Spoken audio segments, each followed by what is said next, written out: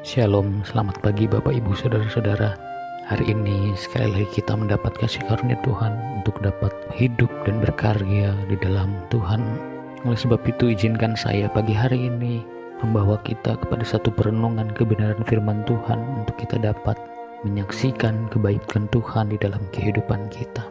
Mari kita berdoa. Tuhan Yesus, kami bersyukur pagi hari ini kami bisa bangun, kami bisa menghirup udara, bahkan kami bersyukur seluruh organ tubuh kami berfungsi dengan baik. Tidak ada satupun yang tidak dapat bergerak Tuhan. Kami bersyukur kalau Tuhan beri kami nafas hidup dan kehidupan untuk kami dapat berkarya demi kemuliaan Tuhan.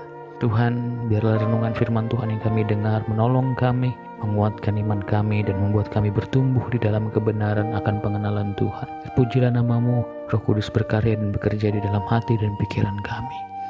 Dalam nama Tuhan Yesus, haleluya, amin.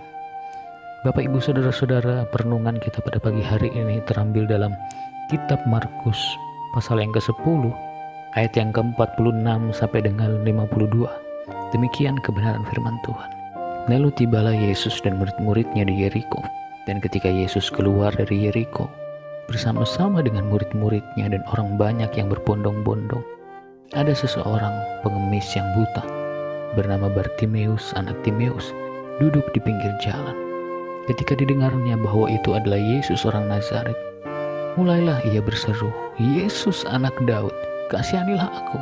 Banyak orang menegurnya supaya ia diam, namun semakin keras ia berseru, "Anak Daud, kasihanilah aku." Lalu Yesus berhenti dan berkata, "Panggillah dia."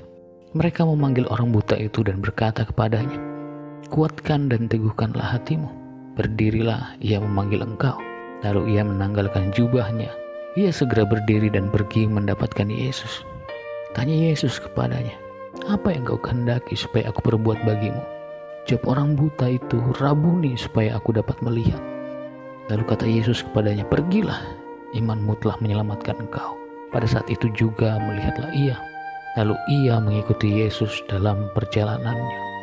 Bapak Ibu Saudara-saudara, Bartimeus adalah seorang yang buta.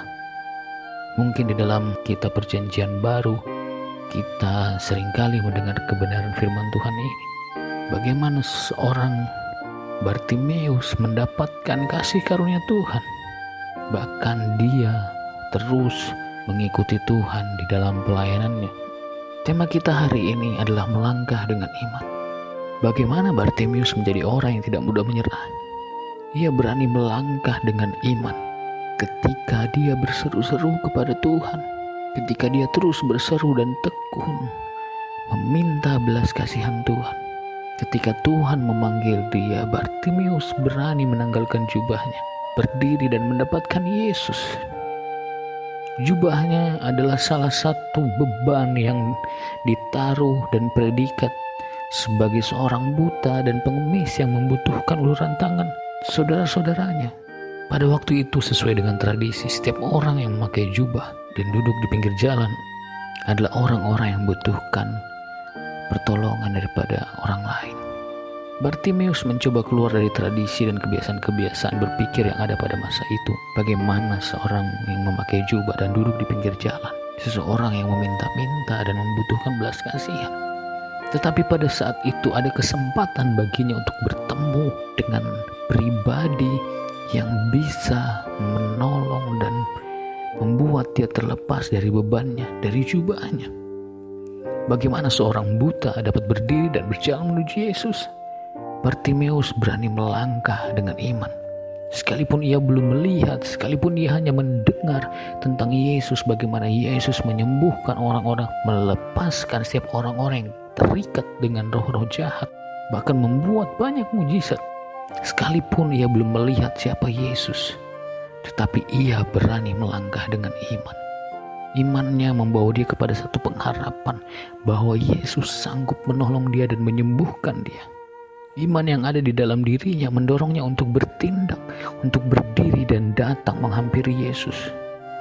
Imannya bukan hanya sebatas konsep tentang kepercayaan, tetapi sebuah pengharapan di mana ada karya Allah yang besar yang menanti untuk datang ke dalam kehidupannya.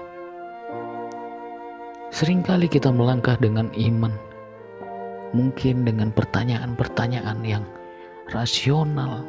Apakah mungkin aku bisa sembuh? Apakah mungkin Tuhan membukakan jalan untuk pekerjaanku? Apakah Tuhan mau menolong keluargaku yang sudah rusak? Apakah Tuhan mau memulihkan keadaan keluargaku? Seringkali melangkah dengan iman melampaui akal kita, pikiran kita, kelaziman dan kebiasaan yang ada pada saat ini. Tetapi ketika Bartimeus melangkah dengan iman dan menghampiri Yesus, dia mendapatkan kasih karunia Tuhan. Yesus bertanya kepadanya, "Apa yang kau kehendaki supaya aku perbuat bagimu?" Jawab orang buta itu kepadanya, "Rabuni, supaya aku dapat melihat." Lalu kata Yesus kepadanya, "Pergilah, imanmu telah menyelamatkan engkau." Bartimeus tidak hanya mendapatkan kesembuhan, tetapi juga keselamatan di dalam kehidupannya. Ia mendapatkan anugerah Tuhan dan keselamatan. Tidak hanya kesembuhan yang dia alami, tetapi keselamatan yang lebih lagi daripada itu membawa dia pada kekekalan. Pada saat itu juga dikatakan, melihatlah Bartimeus, lalu ia mengikuti Yesus di dalam perjalanannya.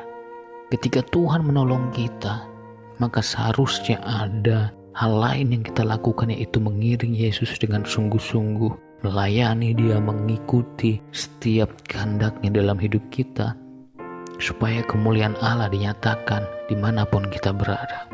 Jangan seperti orang yang 38 tahun berada di tepi kolam Bethesda.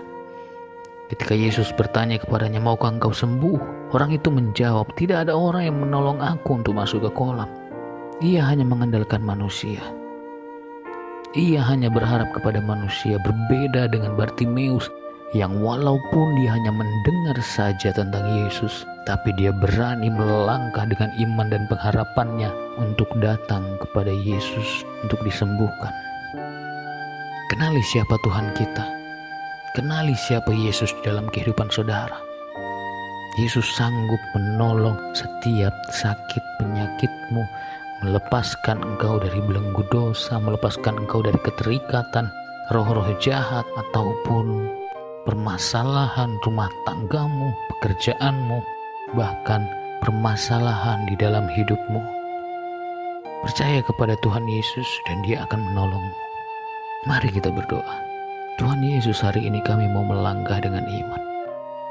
Biarlah iman kami terus berarah kepadamu, dan kami mau tekun berharap dan meminta kepadamu Tuhan.